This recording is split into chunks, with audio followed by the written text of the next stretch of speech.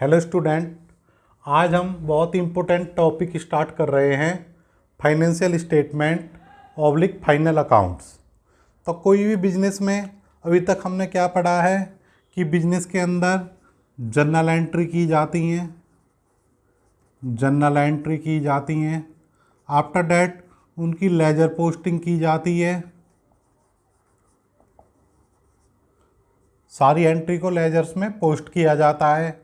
उनका फिर balancing closing balance निकाला जाता है सारे लेजर्स का। फिर जो लेजर्स का बैलेंस आता है उसको पोस्ट एक सीट पर लिख दिया जाता है जिसका नाम था ट्रायल बैलेंस। तो अभी तक यही पढ़ा है।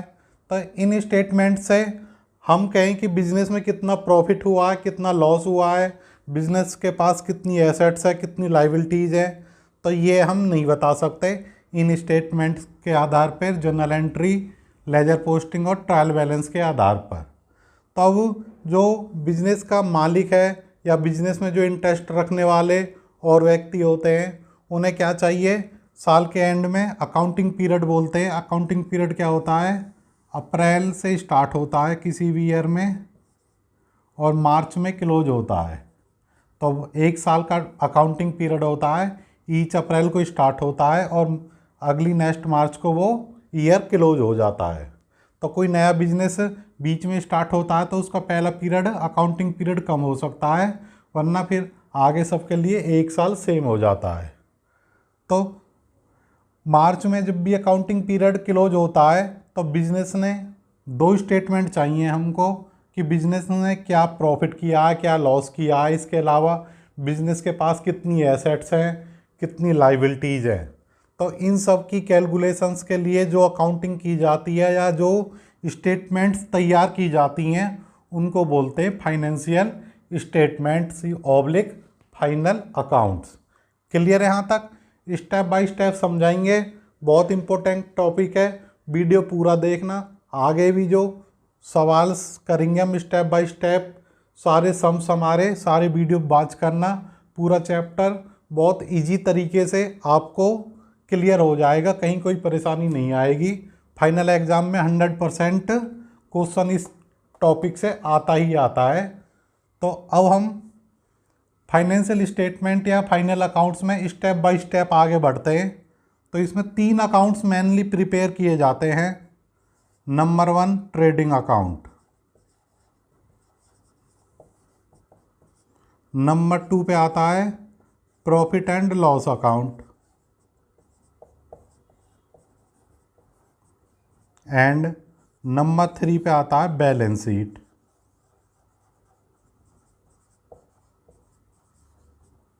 तो जो फर्स्ट 2 अकाउंट्स हैं हमारे पास, ट्रेडिंग और प्रॉफिट एंड लॉस अकाउंट, इनसे बिजनेस का क्या पता चलता है, प्रॉफिट के बारे में,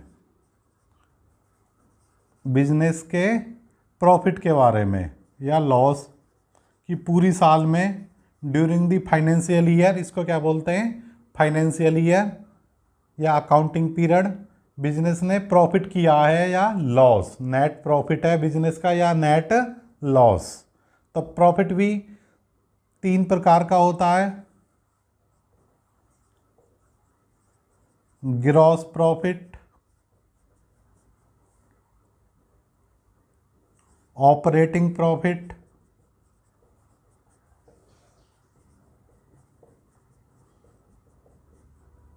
और लास्ट में आता है नेट प्रॉफिट।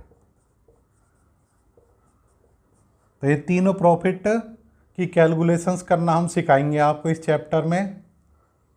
इसके बाद बैलेंस शीट आती है।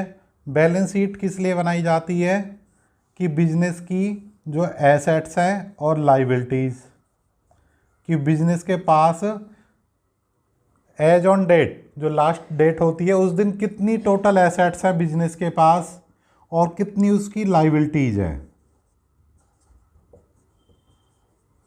तो जिस स्टेटमेंट से हमें ये पता चलता है कि बिजनेस के पास कितनी एसेट्स है, कितनी लाइबिलिटीज़ है, वो स्टेटमेंट क्या कहलाती है, बैलेंस शीट। इन तीनों को बोलते हैं हम फाइनेंशियल स्टेटमेंट्स या फाइनल अकाउंट्स। तो अब हम स्टेप बाय स्टेप आपको क्लियर करेंगे। तो सबसे पहले क्लियर करते हैं ट्रेडिंग अकाउंट को। तो हम सबसे पहले आपको बेसिक टर्म्स या फाइनेंशियल स्टेटमेंट की जो पहली स्टेटमेंट होती है ट्रेडिंग अकाउंट, इसके बारे में डिटेल में समझाएंगे। ट्रेडिंग अकाउंट क्या होता है, ट्रेडिंग अकाउंट कैसे बनाते हैं, डेबिट साइड में क्या क्या आता है, क्रेडिट साइड में क्या आता है, कैसे इसको क्लोज किया जाता है। तो पूरा वीडियो को ध्यान से देखना एंड तक। Trading account for the period ending on, एक पर्टिकुलर पीरियड के लिए बनाया जाता है, मेनली अप्रैल से लेके मार्च तक होता है।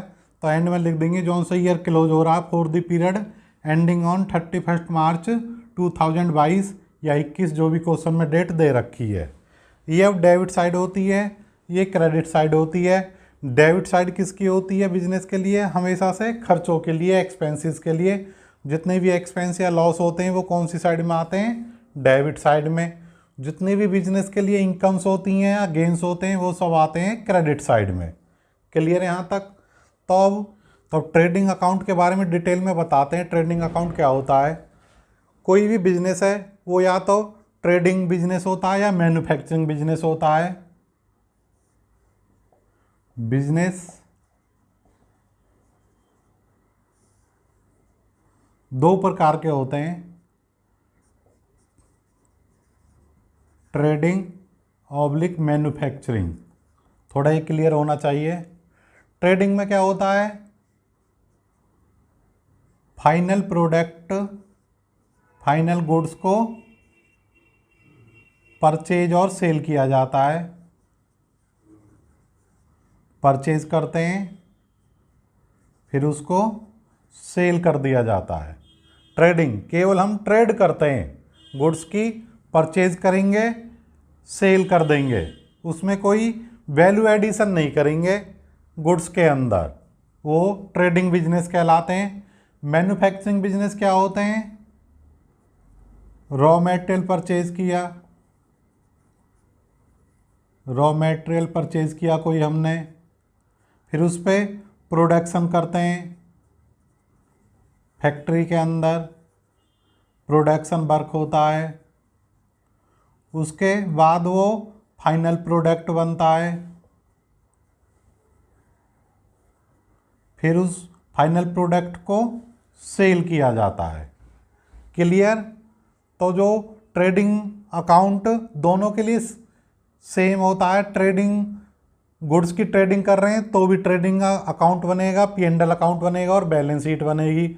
मैन्युफैक्चरिंग का बिजनेस है तो भी ट्रेडिंग अकाउंट बनेगा, P&L अकाउंट और बैलेंस शीट। उसमें फाइनेंशियल स्टेटमेंट सबके लिए सेम रहती हैं, केवल हम बिजनेस का नेचर समझा रहे हैं। क्योंकि मैन्युफैक्चरिंग बिजनेस होगा उसमें थोड़े ट्रेडिंग के खर्चे, ट्रेडिंग अकाउंट में एक्सपेंस ज़्यादा होंगे, प्रोडक्शन के खर्चे होंगे, फैक्ट्री के होंगे। और जो ट्रेडिंग बिजनेस होता है उसमें सीधे सीधे गुड्स परचेज की, उनके ऊपर कैरिज दे दिया, भाड़ा दे दिया, लोडिंग के खर्चे दे दिए, उसके बाद सेल कर दी और क्लोजिंग। तो उसमें केवल बहुत कम खर्चे होते हैं। जो ट्रेडिंग बिजनेस होगा इसकी लिस्ट बहुत छोटी होती है। इसमें क्या क्या होगा, परचेज होगी, परचेज के अलावा परचेज पे कार्टेज हो सकती है, परचेज रिटर्न हो सकती है, गुड्स की सेल हो सकती है, सेल्स रिटर्न हो सकती है, और इसके अलावा जो लोडिंग अनलोडिंग के खर्चे हो सकते हैं।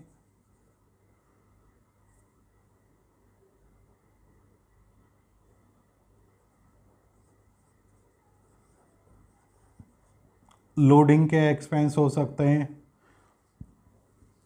एक ओपनिंग स्टॉक और क्लोजिंग स्टॉक, ये क्या होता है, ओपनिंग स्टॉक, क्लोजिंग स्टॉक कि जो भी पीरियड स्टार्ट होता है, मान लो 1 अप्रैल को पीरियड स्टार्ट हो रहा है तो 31 मार्च को कुछ माल जो अभी तक बिका नहीं है, जो लास्ट ईयर का क्लोजिंग स्टॉक है, वो नेक्स्ट ईयर का क्या बन जाता है, ओपनिंग स्टॉक। और जो इस पीरियड के एंड में माल बिका नहीं है वो क्या होता है, क्लोजिंग स्टॉक। क्लियर। ये ट्रेडिंग वाला जो मैन्युफैक्चरिंग बिजनेस होगा इसमें ये खर्चे तो होंगे ही होंगे, purchase, cartage, purchase return, sales, sales return, loading expense, opening stock, closing stock. इसके अलावा इसमें फैक्ट्री के खर्चे और ऐड हो जाते हैं। फैक्ट्री में पावर, बिजली के खर्चे, इसके अलावा पावर, फैक्ट्री में वर्कर्स काम करते हैं उनकी वेजेस हो सकते हैं, फैक्ट्री का रेंट हो सकता है। उसके अलावा यदि रॉ मटेरियल हमने इंपोर्ट किया है तो इंपोर्ट ड्यूटी हो सकती है, इंपोर्ट ड्यूटी हो सकती है। उसके अलावा यदि रॉ मटेरियल हमारा किसी खान से आ रहा है, माइंस से आ रहा है, तो वहाँ हमने रॉयल्टी दी है, वो रॉयल्टी हो सकती है। तो ये सारे मेनली ये सारे एक्सपेंस ट्रेडिंग में बुक किए जाएंगे मैन्युफैक्चरिंग के। तो अब थोड़ा डिफरेंस समझ में आ गया होगा ट्रेडिंग और मैन्युफैक्चरिंग बिजनेस का। अब बेसिक टर्म्स क्लियर करते हैं हम कि ये ट्रेडिंग अकाउंट कैसे सेटअप किया जाता है, बनाया जाता है। तो सबसे पहले इसकी स्टार्टिंग करते हैं हम ओपनिंग स्टॉक से। टू ओपनिंग स्टॉक, सबसे पहले ट्रेडिंग अकाउंट में क्या लिखा जाता है, साल का जो ओपनिंग स्टॉक होता है वो लिखते हैं नंबर 1 पे। नंबर 2 पे आता है टू परचेजिस,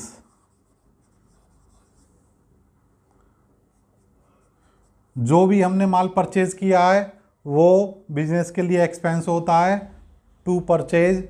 अब जो परचेज रिटर्न्स हैं वही प्रॉफिट एंड लॉस, हमने 1 लाख का माल खरीदा, 20,000 का लौटा दिया, नेट कॉस्ट कितनी आई परचेज की, 80,000, तो लेस कर दो इसमें से परचेज रिटर्न्स। परचेज रिटर्न्स दे रखी हो क्वेश्चन में, या रिटर्न आउटवर्ड्स। रिटर्न इनवर्ड्स क्या होती हैं, cell return, return outwards purchase returns या रिटर्न्स आउटवर्ड्स, ये भी दे सकता है क्वेश्चन में। तो ये एक ही चीज़ होती हैं, कंफ्यूज मत होना। ये लेस हो जाएंगी, ये फिगर आएगी, इसको बोलते हैं हम net purchase, net purchase. Number 3 पे टू डायरेक्ट एक्सपेंसेस,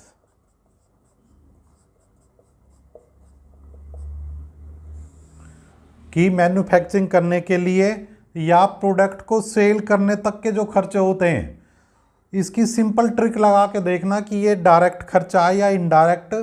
डायरेक्ट खर्चे ट्रेडिंग में आते हैं, इनडायरेक्ट P&L में जाते हैं।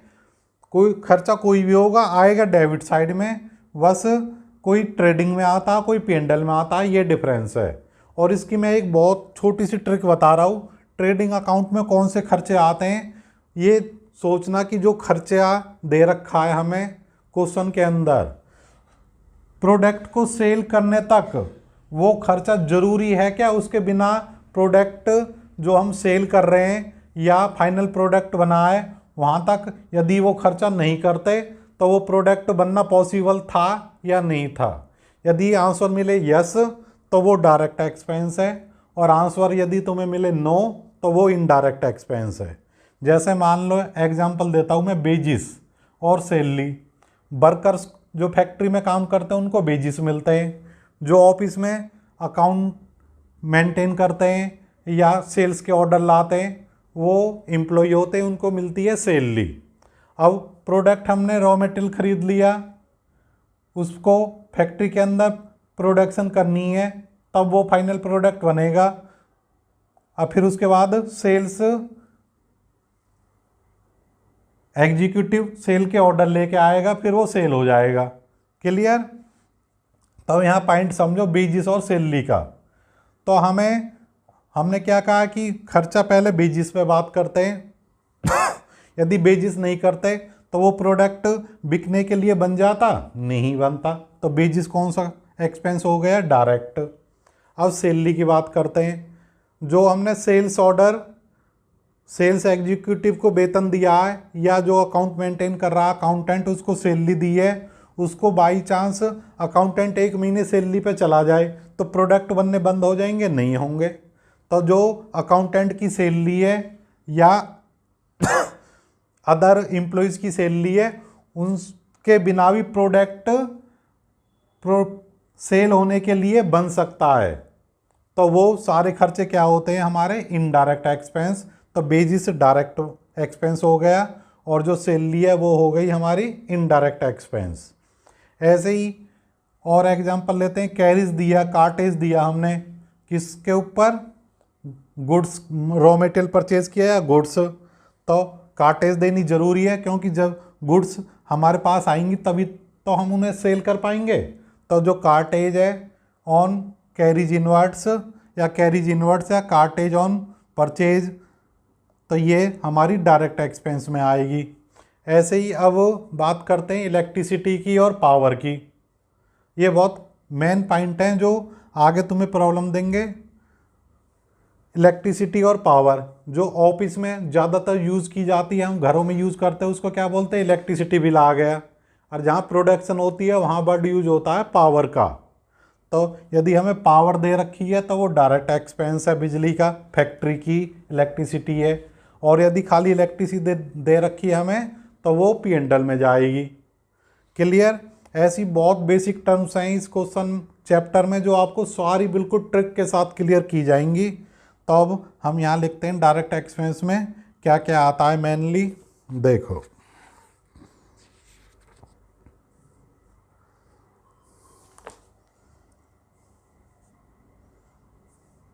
तो इसी के अंदर डायरेक्ट एक्सपेंस बोलते हैं इसको, हेडिंग को। तो इसमें क्या क्या आते हैं? टू बेजिस, बेजिस दे रखे होंगे, वो ट्रेडिंग अकाउंट में आएंगे। To wages and salaries, wages and salaries. और एक क्वेश्चन में आगे आएंगे सैलरीज एंड बेजिस। इसके लिए एक ट्रिक बताते हैं अभी आपको। बेजिस एंड सैलरीज है, ट्रेडिंग में आएंगी।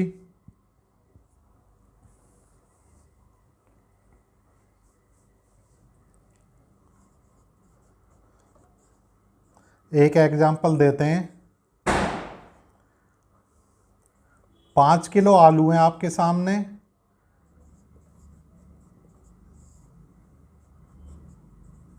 1 किलो टमाटर हैं। हम आपसे पूछें कि सामने क्या रखा है, तो क्या बताओगे? आलू टमाटर। क्लियर? अब दूसरा एग्जांपल, एक पॉलीथीन के अंदर 1 किलो टमाटर हैं और हरी मिर्च पड़ी है उसी पॉलीथीन में। आप पूछें इस पन्नी के अंदर क्या है, आप बोलोगे टमाटर हरी मिर्च। क्या बोलोगे? टमाटर हरी मिर्च। और जो ढेर सामने पड़ा था आलू टमाटर का, उसमें पहले आलू बोला बाद में टमाटर बोला है। इसके लिए बोल रहे हो आप आलू और टमाटर हैं सामने, और एक पन्नी के अंदर टमाटर हैं और हरी मिर्च हैं। इसके लिए क्या यूज कर रहे हो आप? टमाटर और हरी मिर्च। तो कहने का मतलब है ऐसा क्यों हो रहा है? क्योंकि जिसकी क्वांटिटी ज़्यादा होती है वो शब्द पहले निकलता है मुंह से। यहाँ आलू ज़्यादा है टमाटर कम है, तो कहने में क्या आता है? आलू टमाटर। और जब हम टमाटर हरी मिर्च बोलते हैं तो यहाँ क्वांटिटी किसकी ज़्यादा है? टमाटर की, हरी मिर्च की कम है, तो इसलिए मुंह से पहले क्या निकलता है? टमाटर हरी मिर्च।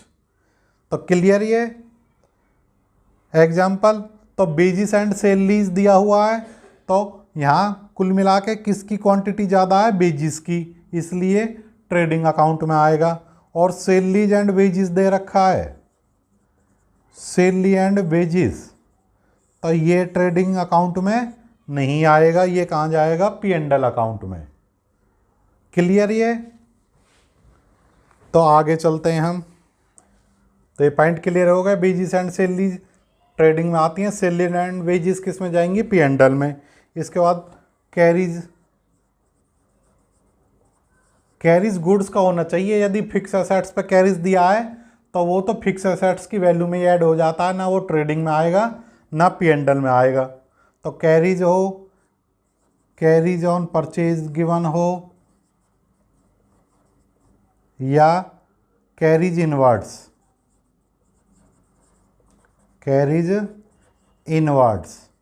ये कोई सा भी लेजर अमाउंट दे रखा है तो किस में आता है, ट्रेडिंग अकाउंट में। इसके अलावा gas fuel and power, to gas fuel power, कि फैक्ट्री के अंदर कोई गैस यूज हो रही है, कोई फ्यूल डीजल यूज हो रहा है जनरेटर में, या पावर इलेक्ट्रिसिटी यूज हो रही है, तो ये सारे खर्चे कहाँ आते हैं, ट्रेडिंग अकाउंट में आएंगे।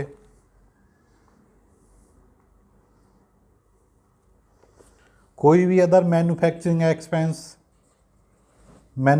एक्सपेंस डायरेक्ट एक्सपेंस लिख रहा हो या प्रोडक्टिव एक्सपेंस, प्रोडक्शन एक्सपेंस, कोई भी दे रखा है वो ट्रेडिंग अकाउंट में आएगा। फैक्ट्री का रेंट हो या फैक्ट्री की लाइटिंग हो, जहाँ प्रोडक्शन होती है, ऑफिस का रेंट P&L में जाएगा, फैक्ट्री का रेंट किस में आएगा, ट्रेडिंग अकाउंट में। To factory rent oblique light, क्योंकि जब तक फैक्ट्री किराए पे नहीं लेंगे प्रोडक्शन ही नहीं होगी, फाइनल प्रोडक्ट तैयार ही नहीं होगा।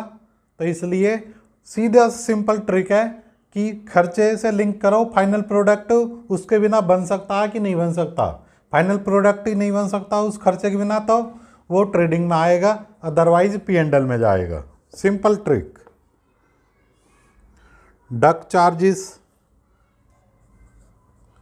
ये इसको भी बताते हैं क्या होता है, डक चार्जेस हो या क्लियरिंग चार्जेस।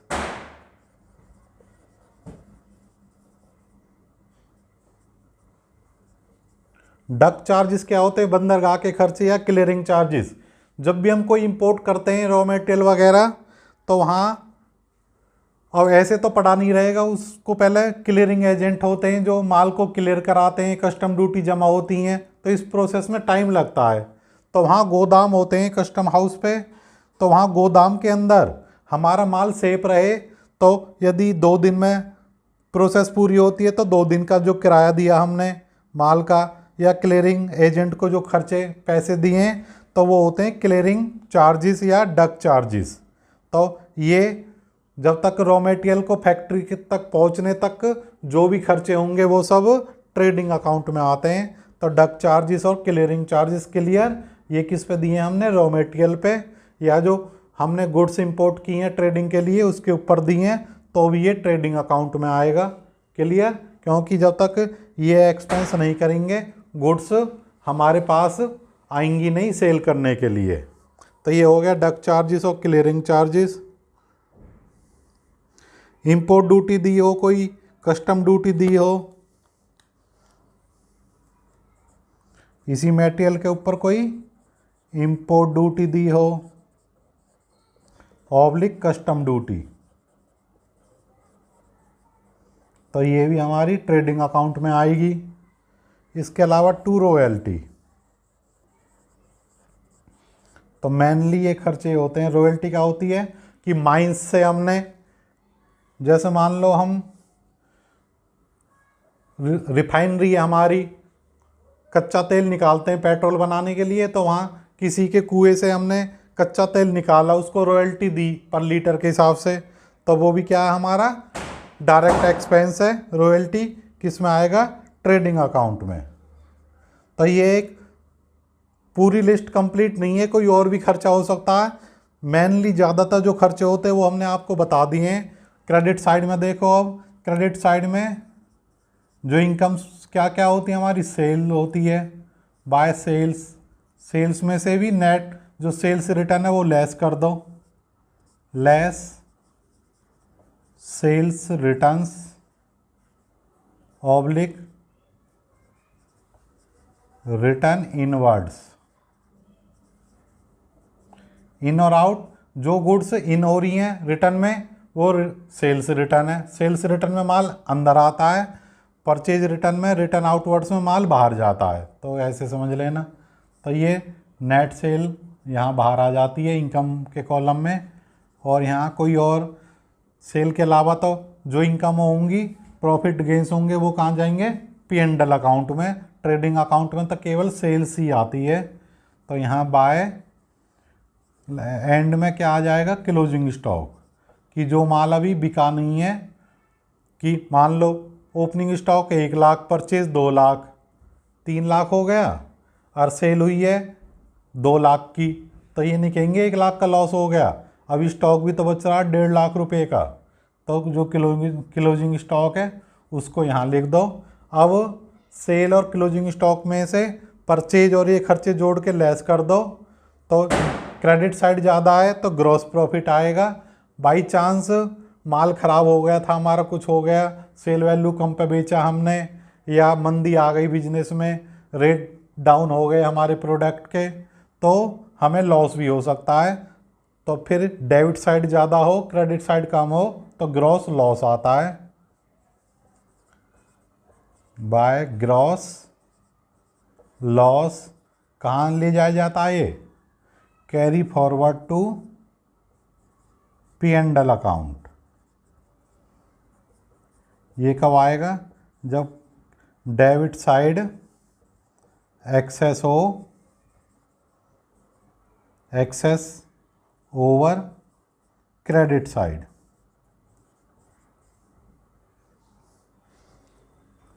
99% केस में क्या आता है, gross profit. Gross profit carried forward to P&L account में ले जाते हैं। यहाँ क्रेडिट साइड एक्सेस होती है,